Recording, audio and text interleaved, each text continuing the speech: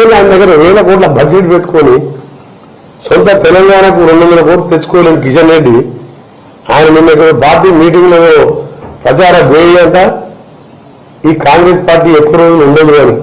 ఇతను కిషన్ రెడ్డి గారు మీరు ఇలాంటి మాటలు మాట్లాడడం తప్పది.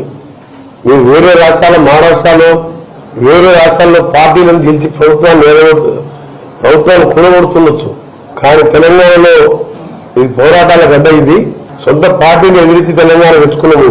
ఇవాళ మీరు కాంగ్రెస్ పార్టీ టచ్ చేసిన మీ బీజేపీ పార్టీ నామ మాత్రం లేకుండా చేస్తాం. మీరు ఈ వారంలో కేసీఆర్ ఢిల్లీకి ఎందుకు పోతుంది? కేసీఆర్ ఇండియా కూటమితోనే పడదు ఆయనకు.